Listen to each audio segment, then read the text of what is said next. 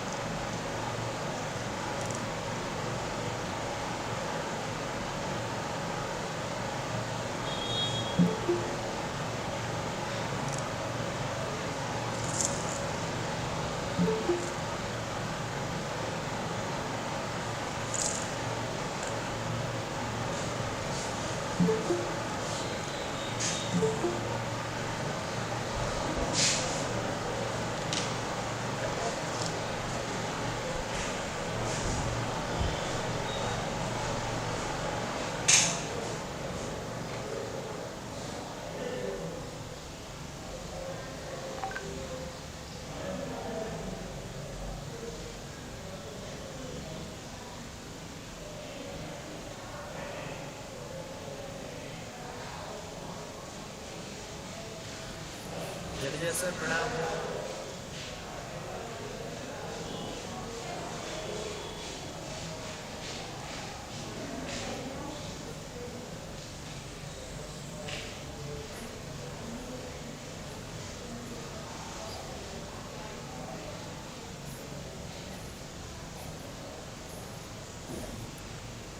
How are you, sir?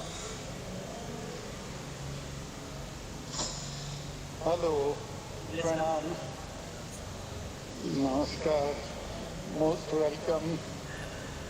We are all waiting to hear you. It's a really humbling experience. I'm really looking forward to it. So happy that you have accepted the invitation. Yes, I'm in fact more than glad that I've been provided with this opportunity. Our pleasure. Sir, please make it to visit Bhagwanti and stay with us for a couple of days. Sure, we would like to do that. Let's see how soon. Yes.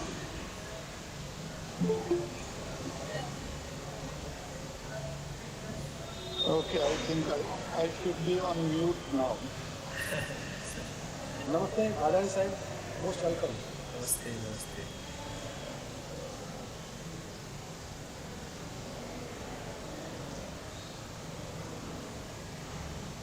We are waiting for Dr. S.G. Patel sahib, Honorary Secretary of Chowta Vidya Mandal to join, and then we will proceed.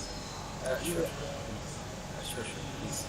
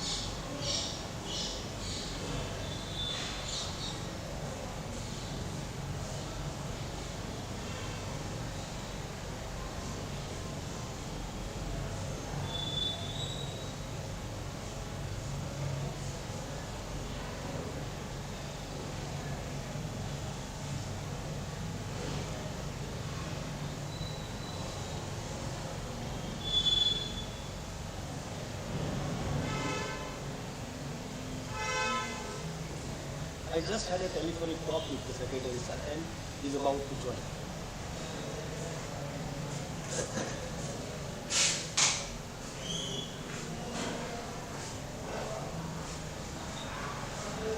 Namaste.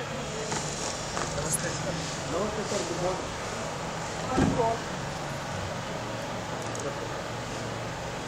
So, with the permission of the president of today's function, Dr. H. Patel, sir, can you begin, sir? Sure. Okay. Good morning. Once again, good morning to one and all present. Dr. H. Patel, sir, Honorable Secretary of Council, and the president of today's function, Dr. Vishal Bhadani, Vice Provost, Lok Bharati for Google Innovation Award, who is going to deliver the HMPIETR Memorial Lecture. Former Director of HMPIETR, Dr. R.P. Bhadani, my mentor. Then we have CGM Parivar, invited guests, alumni, teachers from various schools and colleges managed by South Vidyamandal, teaching and non-teaching staff, and BSc. The academic year 24-25 happens to be the diamond jubilee of the institute. In 1965, Dr. HMPIETR Sahib established this institute on his trustee principle, which gave birth.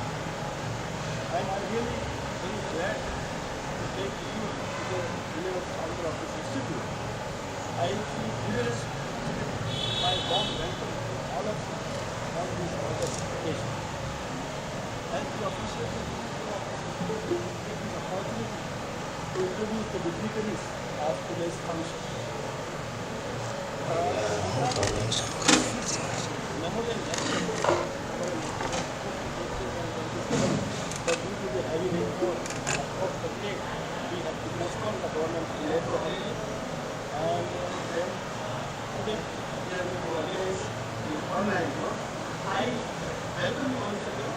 I'm sitting with you, Dr. H. Patel, the Honorary Secretary of South Vidyamandal, who is the president of today's function. I feel privileged to introduce him. Dr. H. Patel, sir, is the Honorary Secretary, as I mentioned, of South Vidyamandal. He started his career as a school teacher and afterwards became the professor at the Department of Physics, Sardar Patel University. He has participated in several national and international conferences and seminars and published more than 70 research papers in scholarly journals. He has successfully completed 5 major research projects. Under his guidance, a high-pressure physics laboratory was established at the Department of Physics, Sardar Patel University. He developed a technique to measure electrical resistivity of material under ultra-high pressure for the first time in India in 2012. During the last 5 years of his efforts, it is possible to study optical properties like absorptions, reflection, and Raman spectroscopy of semiconducting material under ultra-high pressure. This is the only center in Gujarat to study electrical and optical characteristics of material at ultra-high pressure using diamond alloy cells. Based upon these achievements, he was awarded the most influential scientist of the decade award by American Biological Institute USA. He also got Bharat Award of International Civilian Science Society New Delhi.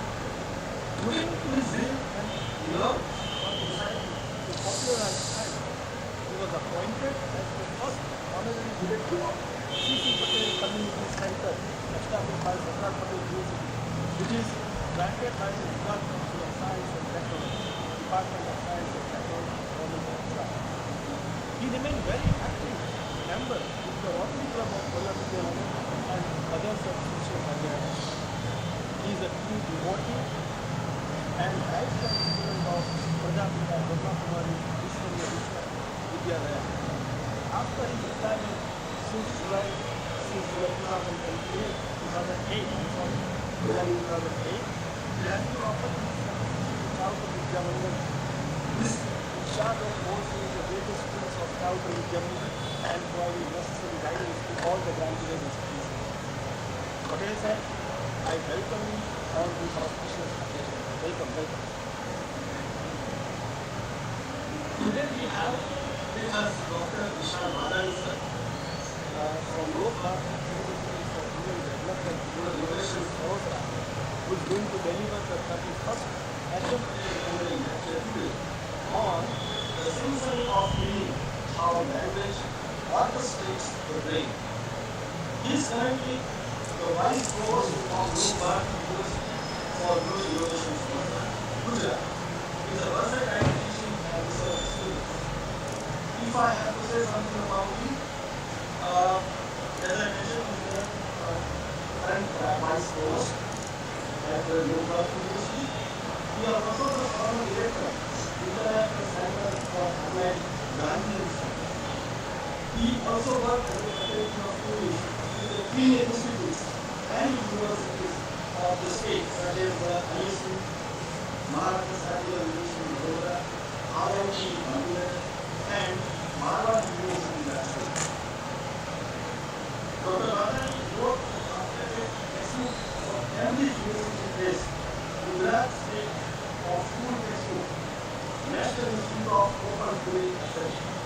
He prepared training regimes for the finishing school program government of Gujarat and learning materials for Baba Sahib Ambedkar Open University, Ahmedabad. And was first online course on Gandhiji with the title Gandhian Methods to Sustainable Living and Happiness on Udemy platform. I am very happy to share that at present more than 1,250 students from 82 countries are pursuing this particular course. Dr. Bhadani designed and trained thousands of teachers and professors across the state on science of learning and delivered a series of lectures for parents. He also translated novels of Blue Bird such as Emir Banti and Akupa to English. The sociology textbook of 11th standard for the National Institute of Open Schooling in Gujarat. He is working as a translation expert with Gujarat State Board of School Textbook. He has delivered a number of expert talks at various several platforms such as Symphony University, Pune, Navrachna University, Vadodara, the Grand Education for Ahmedabad, HMPIETR Gujarat University, and Sarkar Public University, Children's University, Gandhinagar, Baba Sahib Ambedkar University, Ahmedabad, IIT, Gandhinagar, Anita Mishra Women's College, Surat, Department of English, Sarkar Public University, and Bhavnagar University, Sahitya Akademi, Gandhinagar, IIT Rajkot, ACG, Ahmedabad, Sarvajanik Education Society, Surat, Gandhinagar Institute of Technology, and the list goes on and on. Dr. Bhadani is passionate for philosophical basis of learning and designing learning ecosystems, etc. If I talk about his major publications, they include School Science Line in Pyramid in 2021, Vadhama in 2021, and Rural Innovation in 2024, to name a few. Dr. Bhadani, HM Patel Parivar is really delighted to welcome. Thank you for being there with us and agreeing to deliver this memorable lecture. The chairman of Southern Government Indian Institute of Patel and Sri Asif Talati sir, who is the mentor secretary of HM Patel Institute, both of them have not been able to bless this event due to their prior commitments, but I am sure their best wishes and blessings are there with us.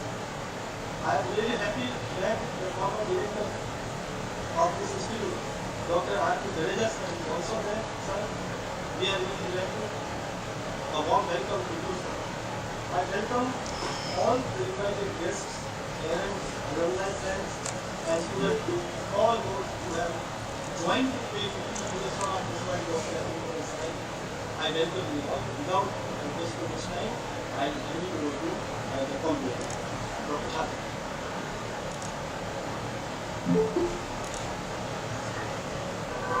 Thank you very much, sir. And now, as tradition, start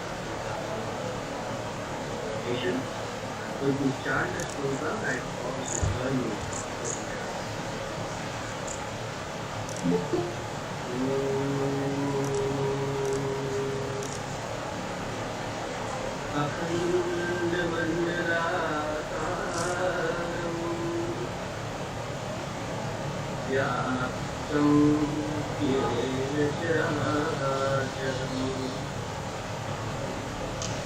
तत्परं दर्शितं येन तस्मै श्री गुरवे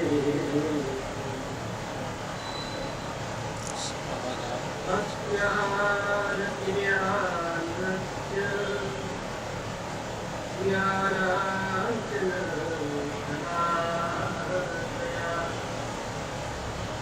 यत्पुरुषं येन तस्मै श्री गुरवे तस्मै श्री गुरवे.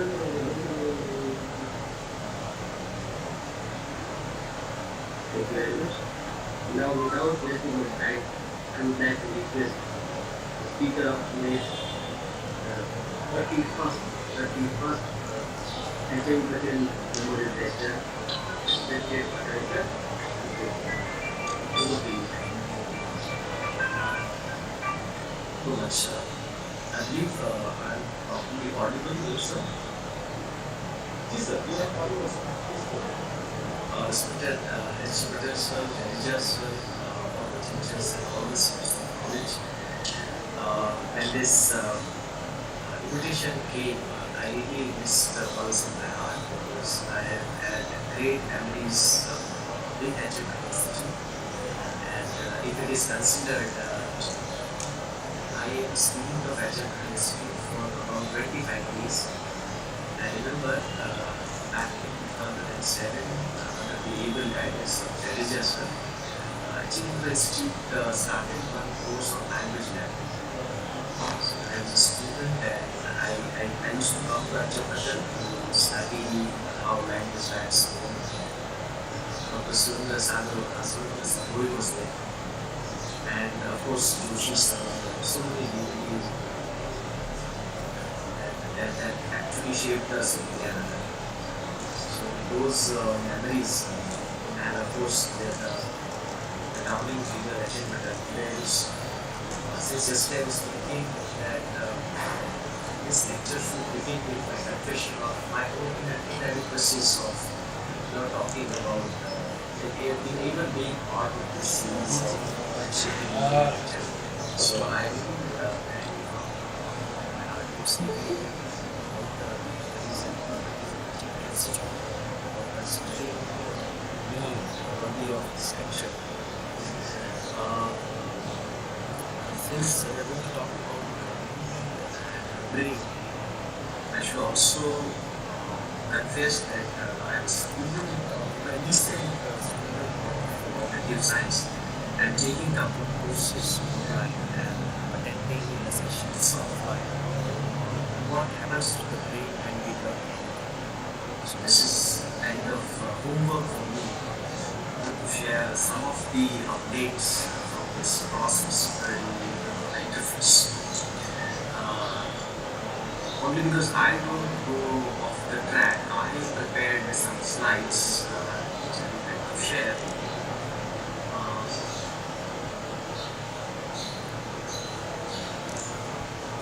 And I believe everybody is able to see my screen. Okay, sir? Yes, sir. Yes, sir. Yes, sir. So I have kind of choreographed this lecture into two parts. In fact, three parts. First is we will discuss why reading matters, which will be followed by how brain makes the meaning. And third is what language does to the brain during the process.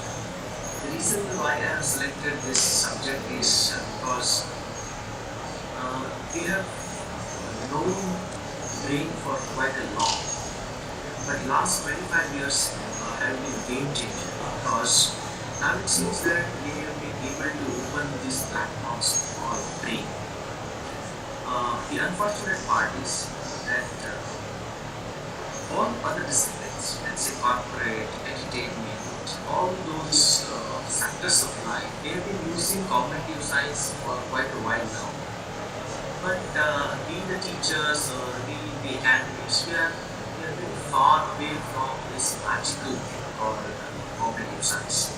So just because I believe that there are so many students and scholars who are present in this lecture, so I use these opportunities to sow some seeds of very young and live and topic discipline called cognitive science, and how we can learn from that discipline and to make our language learning and teaching more meaningful. You will hardly meet a person who is wise but has a poor sense of language. So all those people whom we read, whom we meet, and whom we respect for their wisdom are identical with their great sense of language. So I was exploring this area of the relationship between richness of language and richness of wisdom, and where you think that these two meet.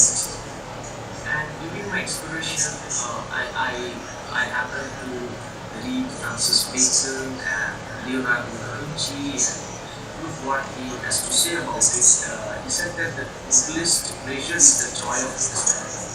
When we understand something, maybe a sentence, a poem, or even a joke, there is some sense of satisfaction, or there's some level of insight that we develop. The real question is, where is it in the brain that this story, or maybe which part of the brain that lightens get this sort of enlightenment? So friends, this era, 21st era, is called the era of neuro-enlightenment, because all the walks of life are being affected intensely by cognitive science. To put things in perspective, just look at this image. It says that on one side is the image of the universe, on the other side is the image of one brain cell. So if we understand one brain cell in the human brain, we will be able to understand the entire universe. In fact, our scriptures also vouch for this. We have been taught by our seers and seekers that yatha vite tatha brahman, which means as is our internal world, so is the external world. But by internal world, here we mean the cognitive domain. So in the past 20 years, we have seen this rise of super science or cognitive science, which is an amalgamation of neurology, which studies the brain as a hardware system, artificial intelligence, which sees the data in terms of algorithms, psychology that studies the mind as behavior, linguistics that studies mind as words and language, and of course philosophy that enables us to ask several meaningful questions. So let me take you to the heart of this discipline. Why this discipline is so important, and we can't afford to ignore it. Here on screen you can see the power of timelines. This is about 1967. Person on the cover page is called Charles Whitman. It so happened in 1966 that he woke up one day and he shot his mother dead. And then he shot his wife as well. He didn't stop. He went all the way to the University of Texas, went up to the terrace and AK-47. He shot about 75 students and faculty. He was killed by the special forces, and then the investigation started. When neighbors were inquired, relatives were inquired about his behavior, everybody was surprised that not a single person complained about his any abnormal behavior. He was a perfectly normal person. So why did he kill so many people? What happened to him? So FBI, everybody got into this job to solve this.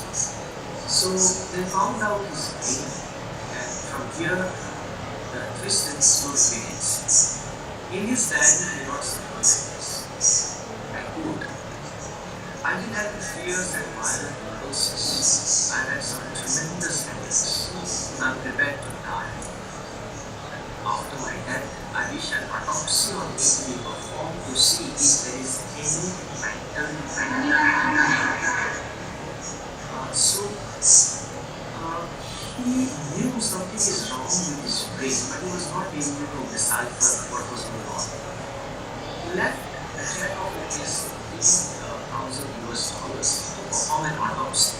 So family members agreed to his death wish, and autopsy was performed, and what was found?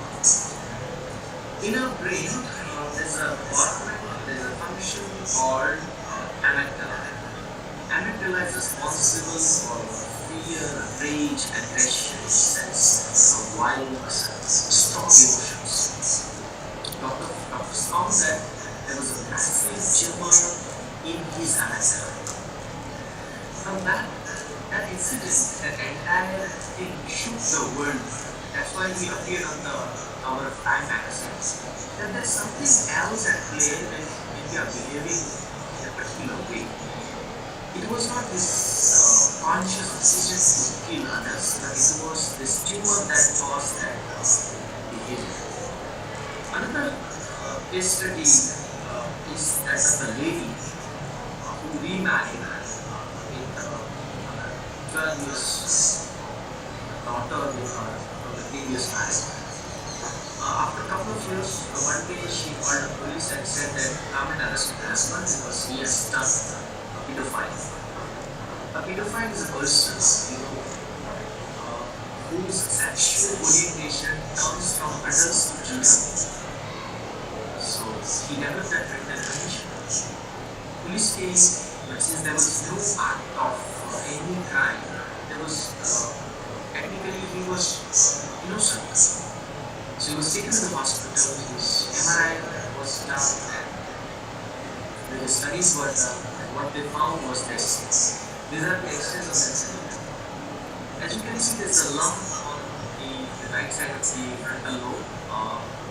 This is the area that decides a person's sexual orientation. He was operated and that lump was removed, and that person was back. Now imagine there's so many things we are doing which can be result of some, if not extreme malfunction of the brain, a little bit quick here and there, and we might fall prey to some serious things.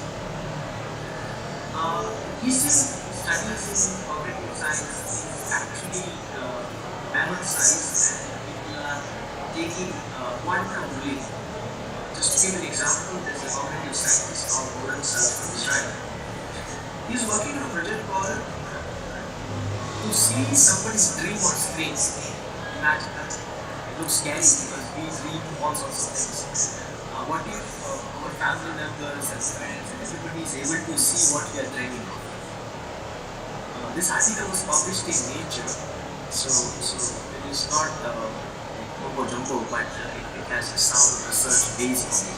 So it is this super science that we are talking here, with great insights and research data. So let's embark on the first part of this lecture called Why Meaning Matters.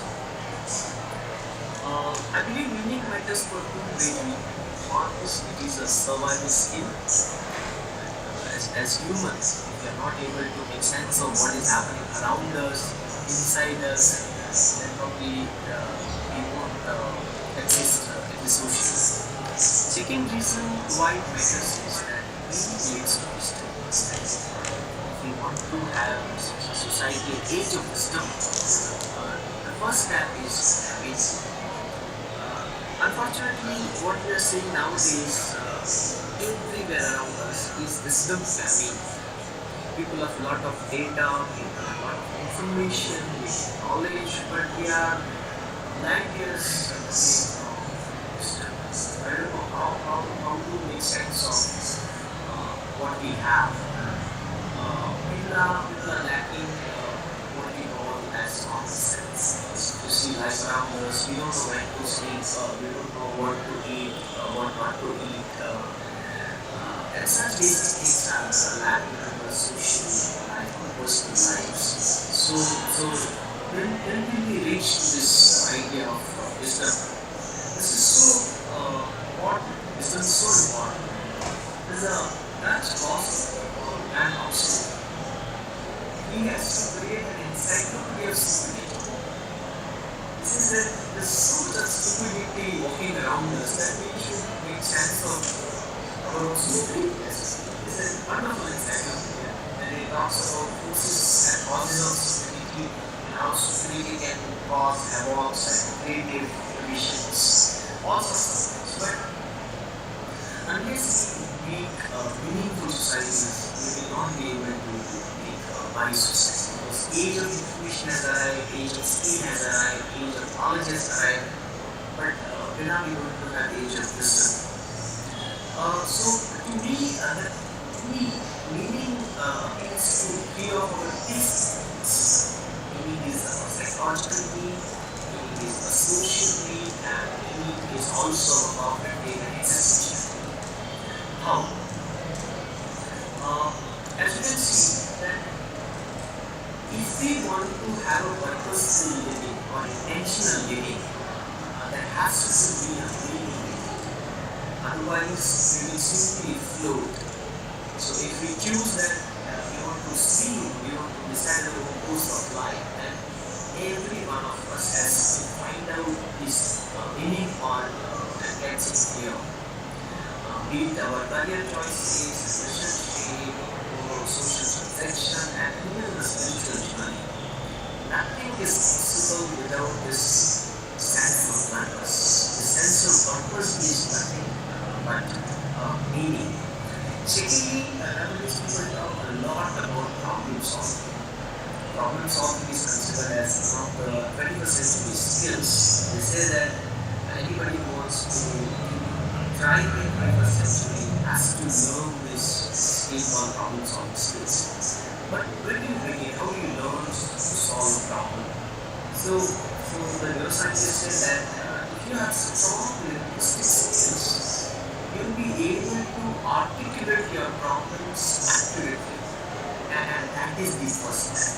Once you put it on paper or verbally your problem with all the blocks and bills accurately, you are halfway through solving that problem. Because that's what the cognitive science. The first step is finding words for any possible problem. You represent those words, put them in phrases and sentences, and only then our brain puts them together and make a meaning out of it. Once the sense of meaning is done, then there is this eureka moment of insight, and insight is the driving force or the kickstart of solving that problem. So in that sense, even in sciences, social sciences, in all the disciplines, language learning is the first step. That's why I began with that quote that we hardly meet people who are wise and they don't have rich sense of language. So it helps us psychologically to solve problems, personal and professional. Second is, meaning is a social skill. Humans are the only animals who create social stories.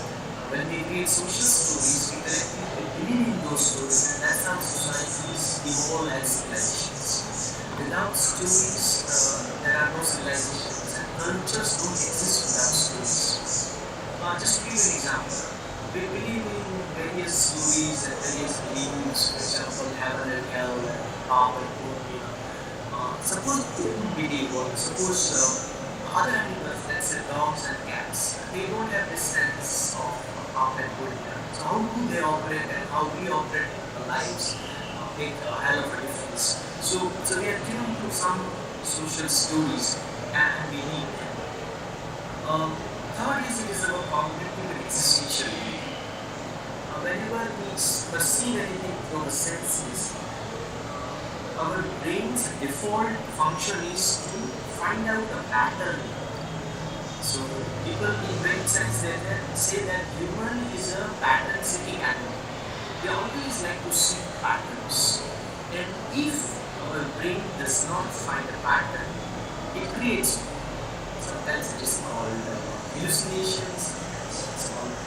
It's called by other brain conditions, but we tend to feel relaxed. Just to give you an example, look at this picture. Apparently, this picture looks colorful, but actually it is not. It's a black and white picture. The artist has used color grids to actually trick our brain to put colors together. This is what the brain does. So it's a cognitive need. Meaning is a cognitive need. So there are many people who have this dysfunctioning of meaning making, and that's why they suffer a lot, both personal life and social life. So it matters a lot. Then it is also helps us understand some of the existential issues. As all of us are aware, as 21st century, with all its tools, is giving us lots of troubles, starting from anxiety and stress and depression and things. If we want to come out of any of these, I think we need to hit where it hurts the most, and that is sense of how do we get sense of meaning? That would be a range of things. Here, Patel sir is the follower of Brahma Kumaris. So there are many spiritual paths, maybe mindfulness, maybe vipassana, maybe one sadhana of any kala, any art, or maybe purposeful living, or maybe your commitment to what you like. A hobby can give you this feeling and can get you out of this feeling of emptiness, and really gives you a sense of serenity. History of slavery on this planet has been the history of having the sense of meaning. If you want to make anyone slave, take out from that person his or her own sense of meaning, and you inject whatever your political sense of meaning you want to inject. So, from the ancient times, stories and myths have been used to hack human societies. If you get certain stories, people will start those stories, they believe it, and they will do whatever they like. After that, we saw last 1,000 years, for the centuries or the centuries of ideologies, we saw that they gave certain ideologies, certain meanings to people, and people accepted those meanings, and we saw what happened in the world. At present, our brains are hacked by cognitive science and artificial intelligence. We are told certain things by media, by social media, Instagram pages, shorts, and mobile games, and advertisements. So basically, these are the controlling mechanisms. Of course, so many chemicals have been part of this hacking: tea, coffee, wine, drugs. All of them, they hack human brains. When I say hack human brains, I mean hacking the sense of being. With this, let's move to how brain makes the thing. When I'm speaking right now, what happens to your brain? Which part of the brain lightens up? And what, at the very basic level, what happens? So as you know that our brain is made of 86 billion neurons. Some people go up to 100 billion, but recent studies have counted that there are about 86 billion neurons in the brain. And each neuron is coordinating with millions of other neurons. And there's a huge network like our galaxy and our universe. So how do we communicate? So there's a communication via change in electrical frequency. For example, if I say the word meditation, to understand, that this picture of meditation in your brain, it means two groups of neurons have communicated. There's some network, there's some Bluetooth pairing, if I use the modern lingo.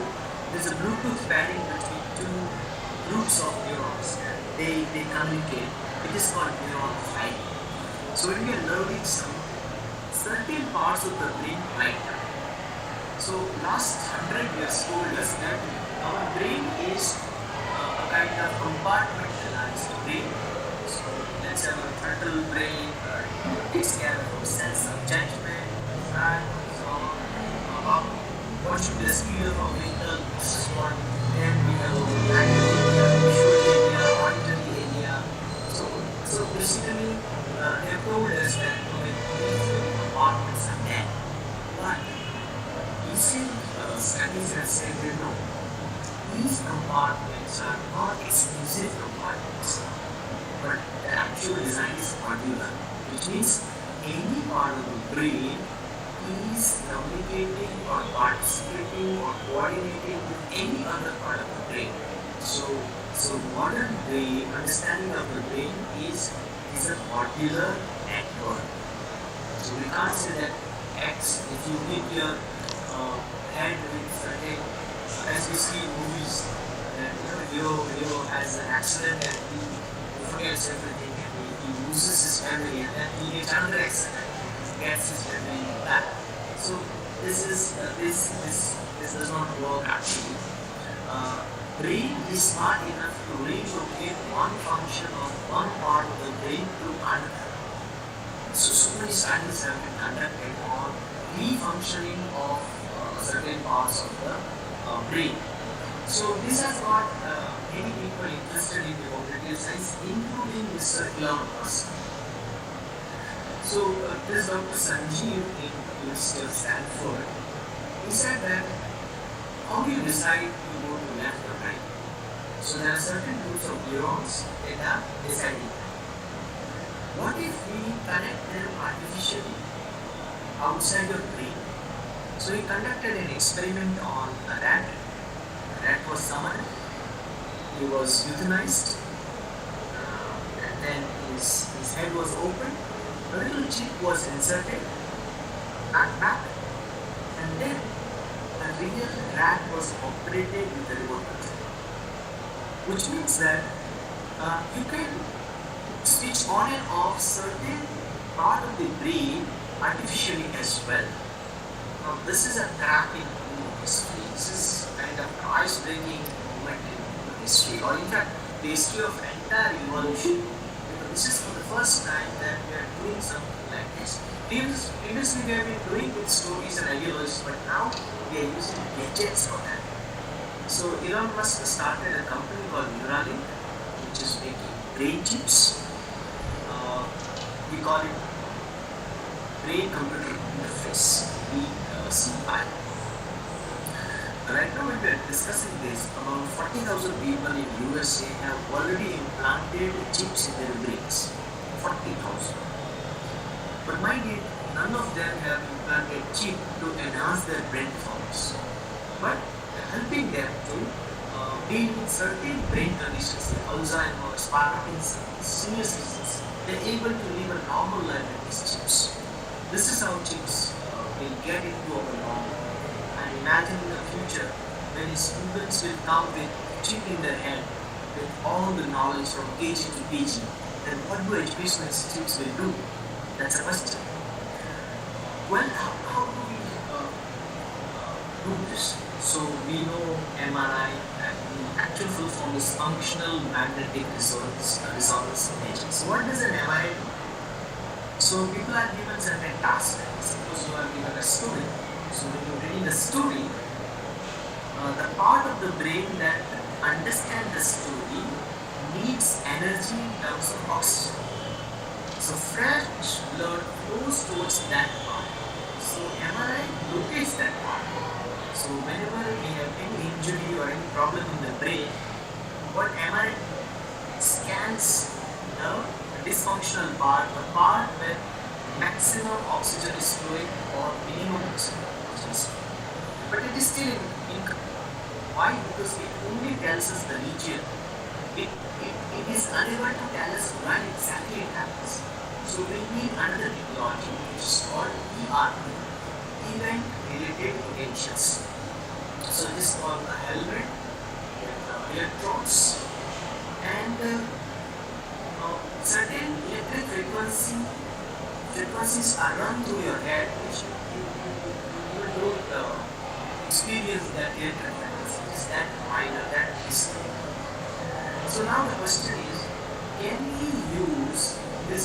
electrode helmets, ERP helmets, to read a textbook and to understand meaning of what we are reading. So this is how it will work. You are reading a sentence with wearing ERP helmet, which is then connected to amplify that extracts data, gives to the computer. All the blue lines that you see are the total data of the brain. But the latest software will single out that sentence from these millions of movements in the body and in the brain, and that tells us the average understanding of the sentence. It is like paracetamol.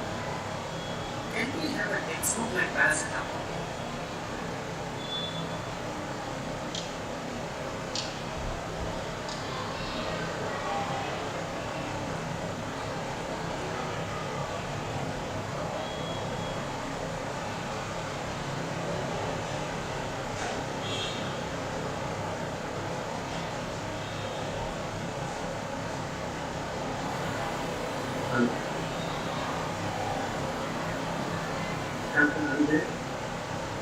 Instead of listen,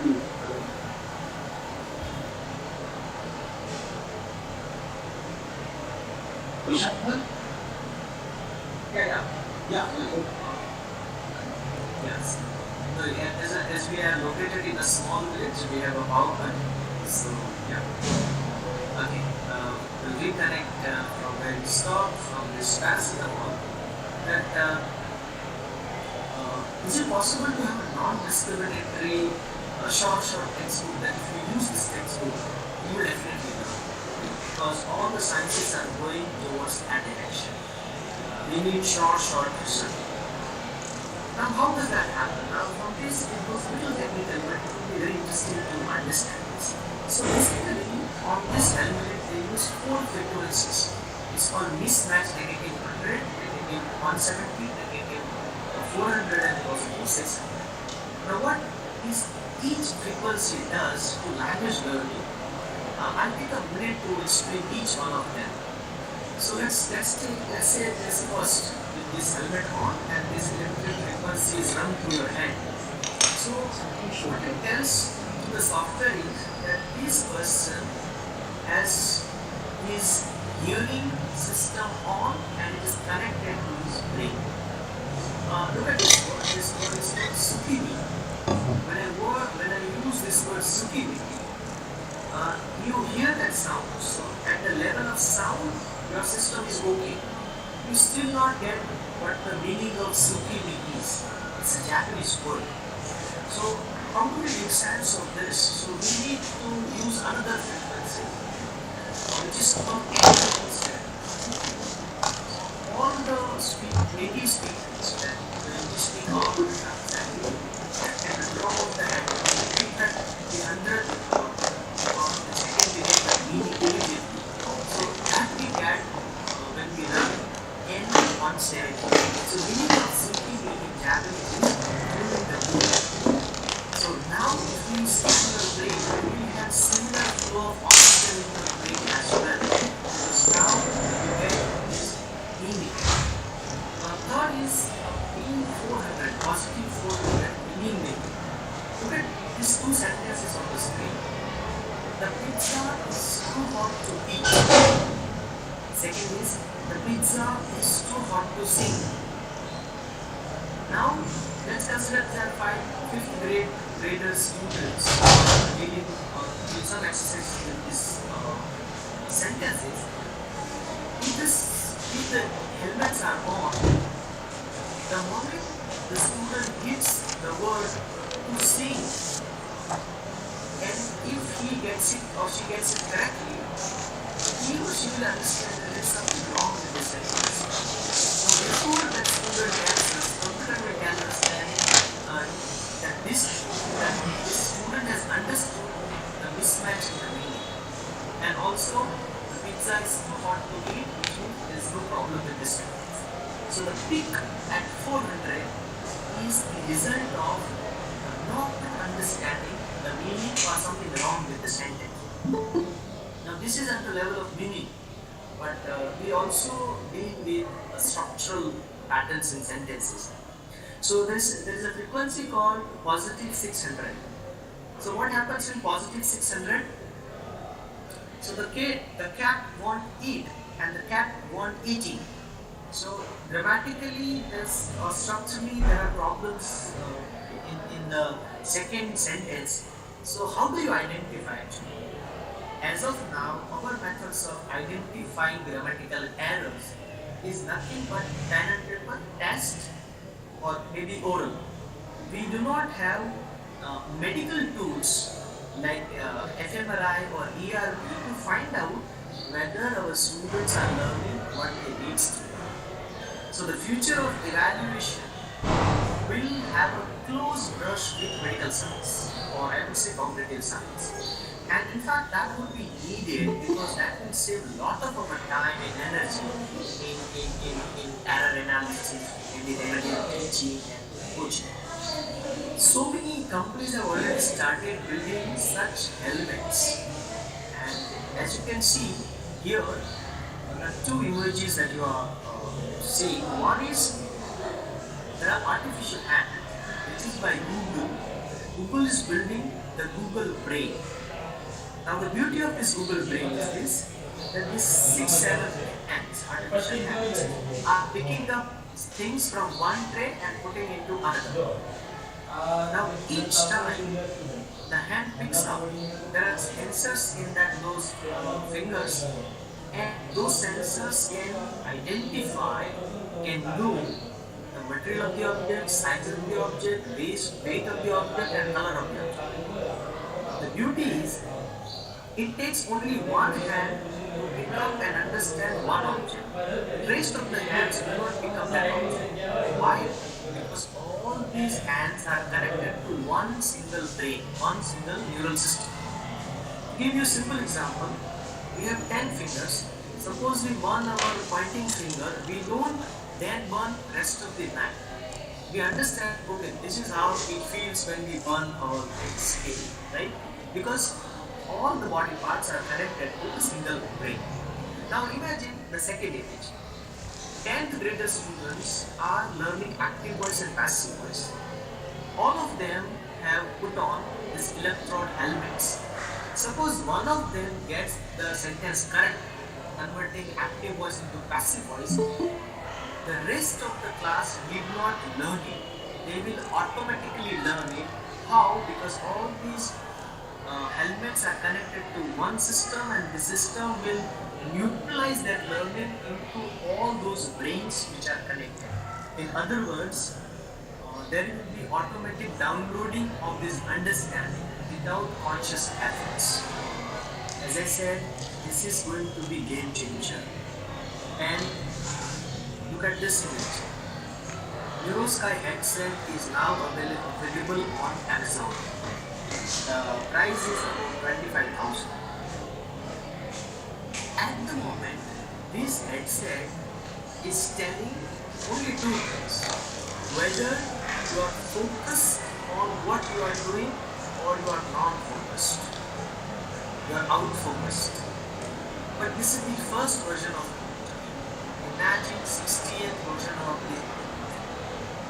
Right now, the pilot project has been successful. There are two individuals have put on these helmets and they have communicated without words either written or oral.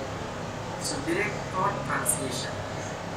So this is how it, so it's a huge field, and it is telling so many things about so many areas, so many technologies are at play for one thing, how brain makes the meaning. So there are regions involved, there are sensory inputs, there are amygdala, cognitive functions. It is like Lego toys. Lego in Greek means I put it together. So the makers of Lego, when they started selling these toys, one interesting thing has happened. That the toys were not selling well. But the children who were playing with these toys, they were really enhancing their brain performance. Why? Because these were the parts and they were putting them together to make something, to create something. In other words, they were creating patterns. So they called up their R&D and they researched, and then they said that, well, our toys are not selling because we are not manuals. Then they started giving manuals that if you put these blocks in this particular manner, we can make trains and flight, airplanes and whatever cars. So the selling shot up, skyrocketed. But the children who use the manuals, their brain performance decreased. Why am I telling this little story? Because when we teach with textbooks and ready-made manuals, particularly language learning, we are depriving them of putting pieces together. Of course, we want students to learn fast, but that is not how neurology works. Neurology works when we allow them to put the jigsaw puzzle pieces together. So this area is technically called semantic memory, or it's called meaning making, and we have linguistics that sub-science called semantics. Now let's move on to the third part of this discussion. What language does to the brain during the process? Friends, there are empirical evidences available on the physical change in the brain.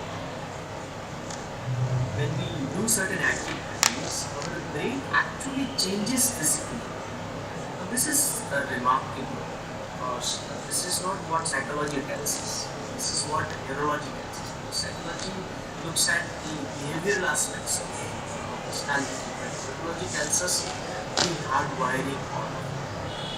So let's look at when we learn languages, particularly more than one or two languages, what happens to the brain? So the first effect is the neuroplasticity.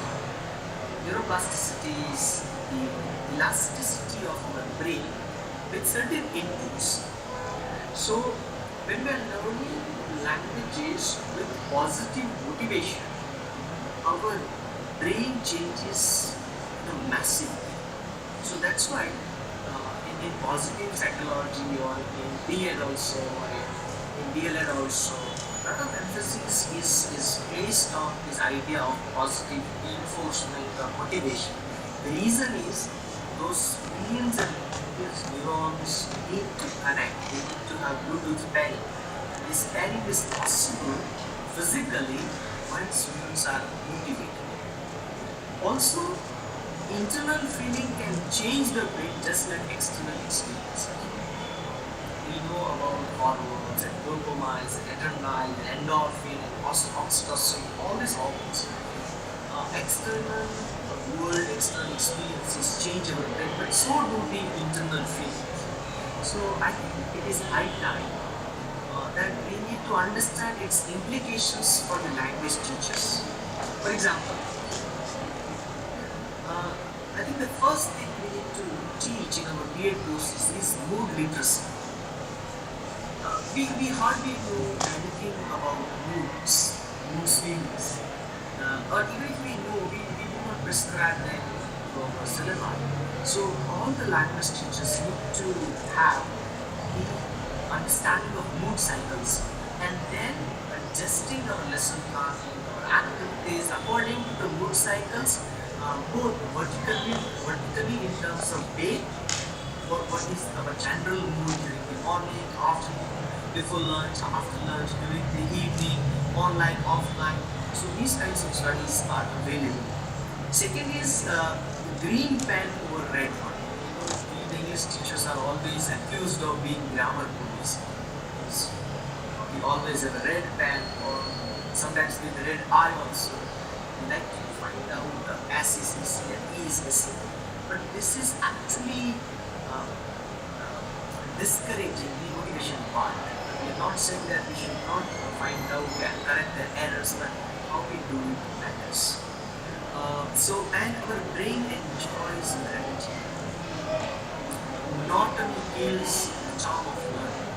So there are thousands of ways language learning could be made more interesting, more engaging, more internally rewarding. Second is insightful language teachers, according to cognitive science, focus on empathy and respect. I think it is high time that wisdom takes over the classroom, wherein labeling stops, when disrespect for students stops, wherein a lot of upfront schooling should stop, because when we empathize, the amygdala activates and our default mode and network activates, and students really feel paired with us. And communication of intention starts. Mostly after the meaning making, the second part is when we begin to communicate our intentions. That's why in corporate world these days, they train their employees on non-violence communication. A communication that does not trigger any form of violence inside the communicator or in the heads of the listener. Because sometimes we have seen that people communicate in such a way that they secretly want to communicate some hidden agenda. So that is violent communication. So when we practice empathetic language teaching, we're talking about communicating of intentions that lead to more meaningful and more widespread. And of course, emotional regulations. And that is the extension of our rules. Secondly, when we learn multiple languages, these two parts of the brain or the matter, gray matter and white matter, there is greater integrity. As we discussed that our brain is modular, the right brain and left brain each has already been bursted. It is not like the right brain is for your creativity and imagination, the left is for logic and mathematical thinking. They are teaching each other, they are coordinated in a modular way. Similarly, when you're learning multiple languages, so many, these two brains, they love it actually. So, recently I went to China and I was there for 12 days and I tried to learn a couple of phrases in Chinese. And this is one of the images of the garden that do not disturb. Tiny grass is trimming. What happens when you just read this sentence? There's a certain sense of freshness into your brain.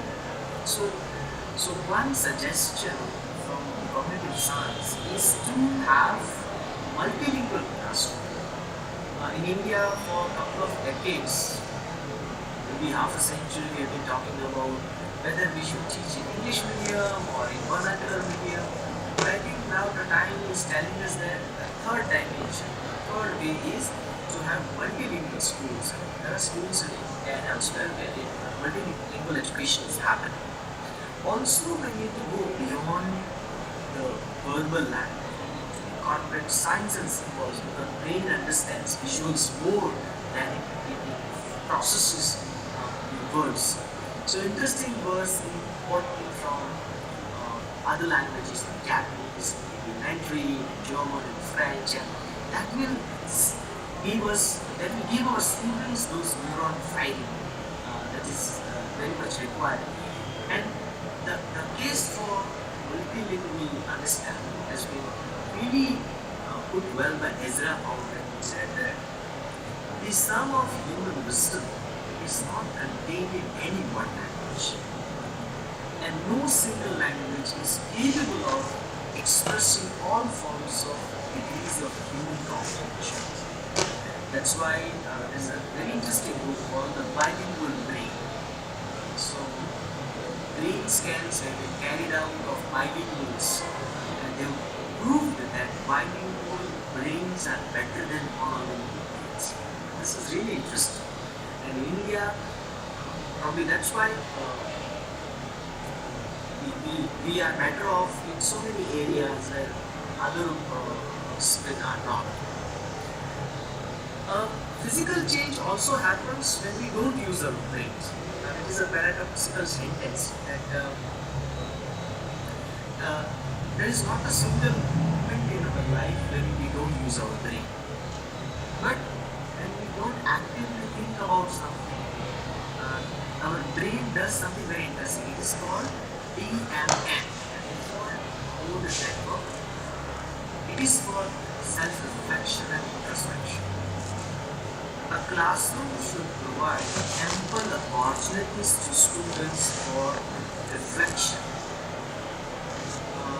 Some of us would agree that after the advent of semester system, particularly in literature classrooms, this reflection time has gone.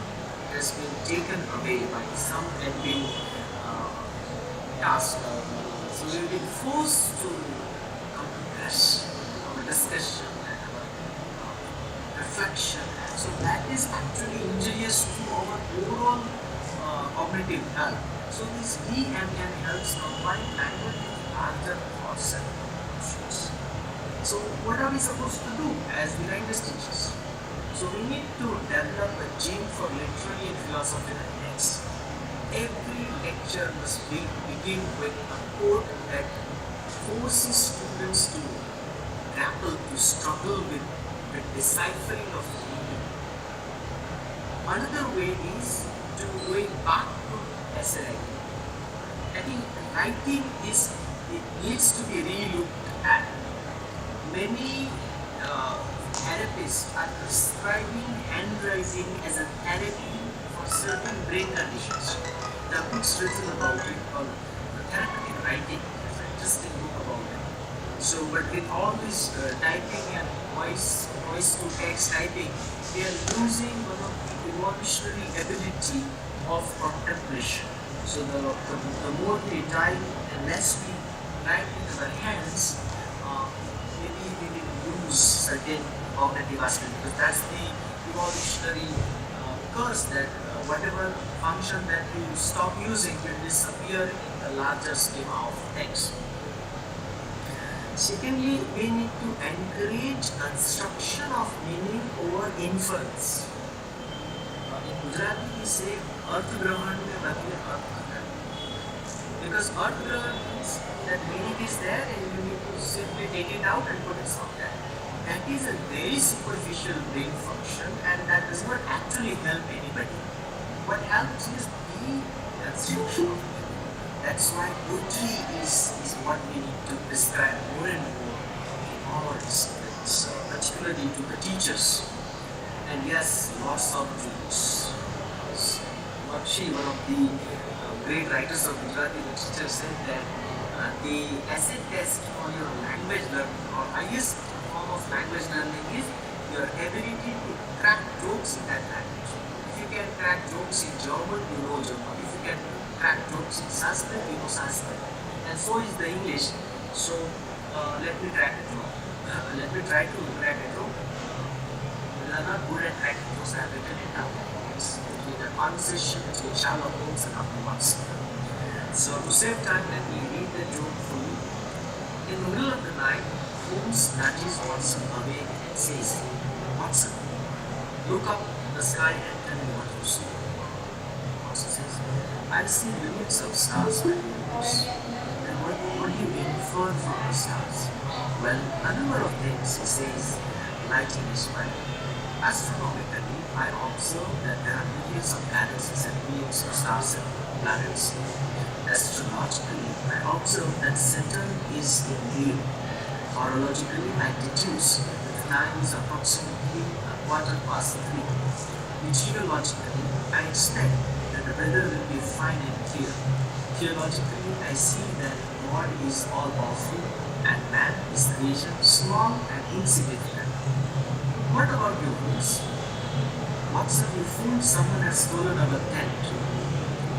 So, when we crack jokes, we are shooting some powerful arrows of meaning. If they are able to laugh at those jokes, we can say for sure that they have developed that sense of meaning making. There are cognitive benefits of writing also, that we can control a couple of tasks at the same time, or task switching is very easier, and we can move and process at the same time. That's the cognitive benefit. Also, we develop meta-linguistic abilities, because all of us who are dealing with languages, we know that when we say language, we're talking about a system that helps us navigate through this world, to live our life, to make sense of the world and beyond.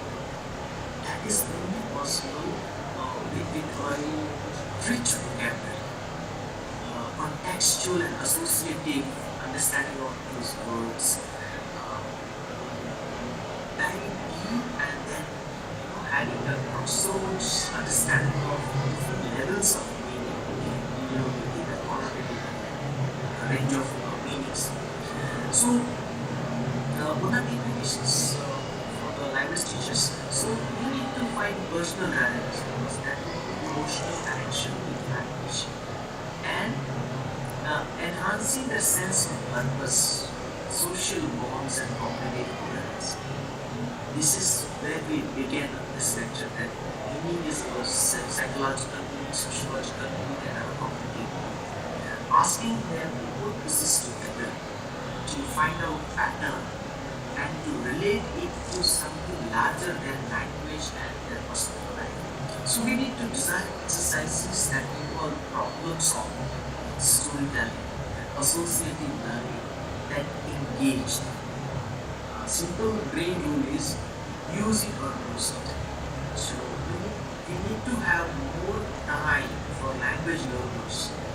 Unfortunately, so many institutes, the school, colleges, universities, the way credit systems are organized around language papers, so naively choreographed from the perspective of cognitive science. That you put a 3-paper compulsory English course, which means 3 hours a week, where in 1 hour the student is absent, and we expect that the students learn English. That's not going to happen. It should be at least 6 to 8 credit course wherever we design.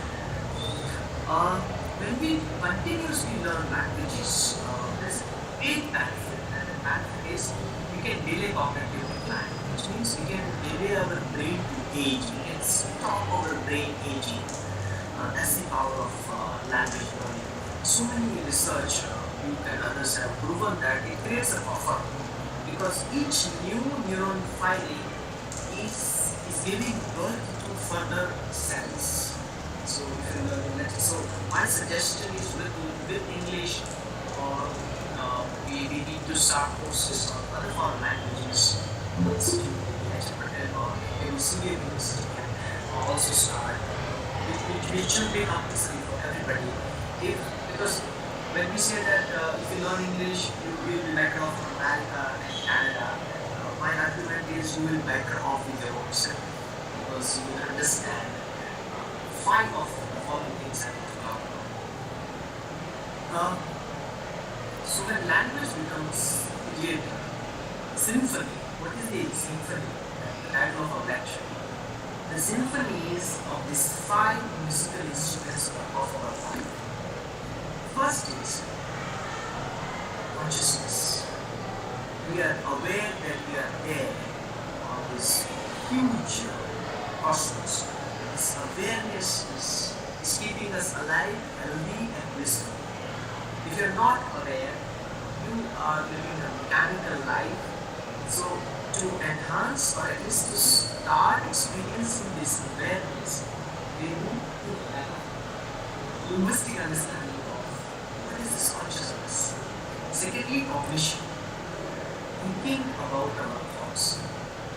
They say very nicely that don't believe everything you think, because if you start believing everything you think, you will be part of the traffic of your thoughts. You will not be able to see anything clearly. To see clearly, we need to weigh our words. For that, we need variety of words with their absolute diversifying meanings. Third is critical thinking.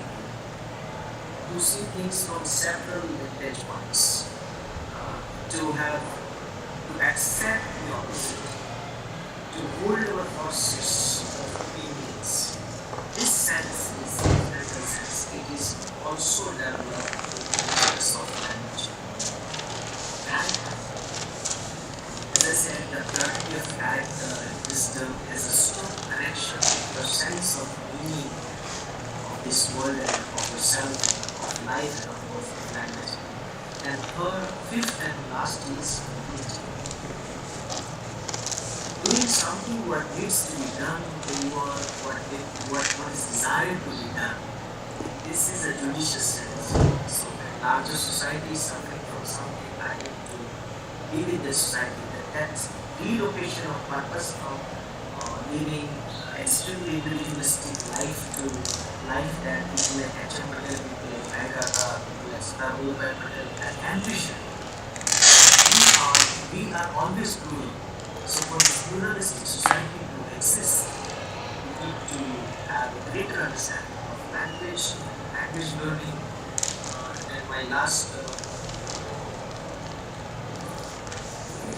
thing is this, that if we don't want to read Encyclopedia of Stupidity, if we don't want to be called by the future generations stupid generation, we need to nourish a sense of wisdom with the help of cognitive science and language, so that we can shift from wistful family to wisdom abundance. I think that's the way that we are. That's what all of us should be striving together. And with this last words, I fall silent and say no more. Thank you so much. All of you, thank you. Thank you very much, sir. It was really very thought-provoking. And you said that the mind never stops. You also reminded me a very well-known story from the Gita that nahi kashmiri chharo gita krishna kedana. There are many things that we learn today. There are many new topics that we discuss on a very time. I really thank you very much for this.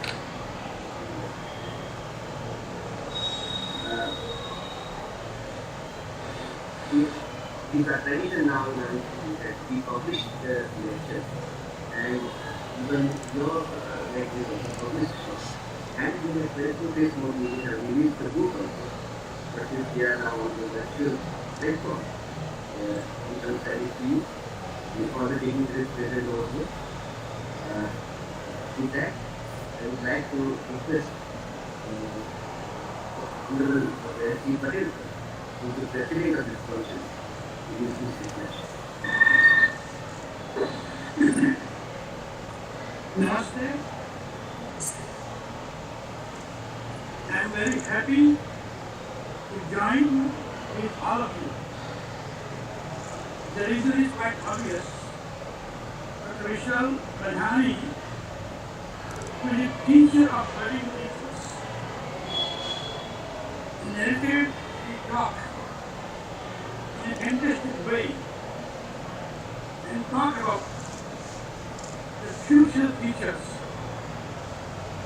at what my period from 50 years back. And he is ready for next 50 years what to do and what not to do. He used a number of psychological terms, medicinal terms, and I bring you mathematics, physics, terminal.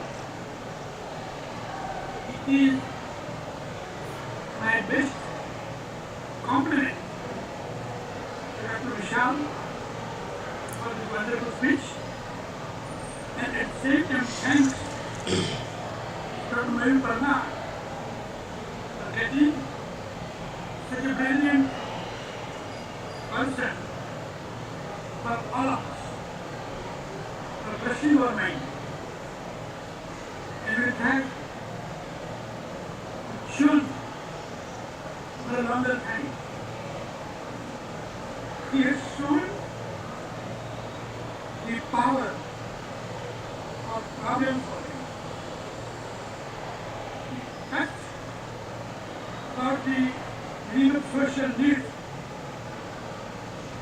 history of slavery, is a history and what not.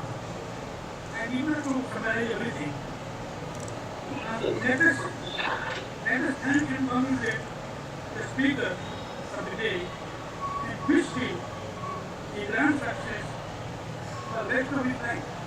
Thank you. Thank you so much, sir. Thanks a lot. Thank you very much, sir. And then I would like to request Govind Bhattaria, who is the Vice President of the Council, to promote the board.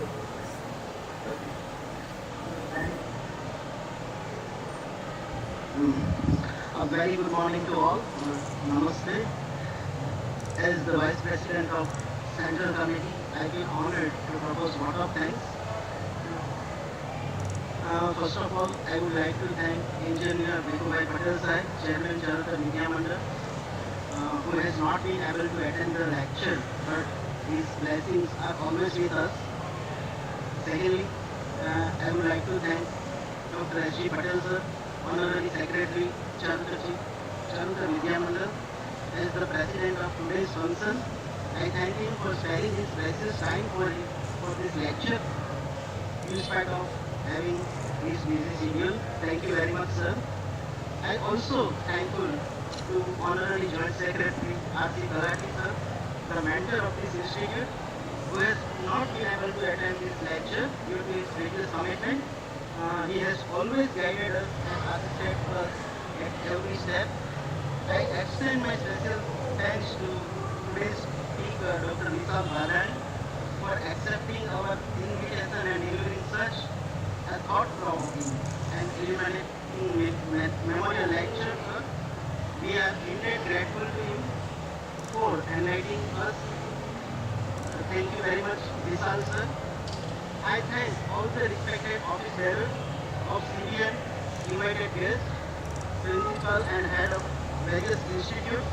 I also thankful to our principal sir, Dr. Mayur Kumar sir, for his dedicated efforts to make this lecture a grand success.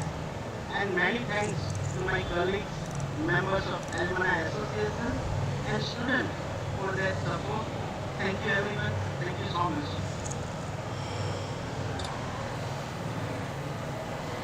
Thank you, Mr. And we shall promote this program, Mr. Sir. Sarve Bhantu Sarve Santu Niramaya Sarve Bhadrani Pashyantu Akashittu Bhagavate Om Shanti Shanti Shanti.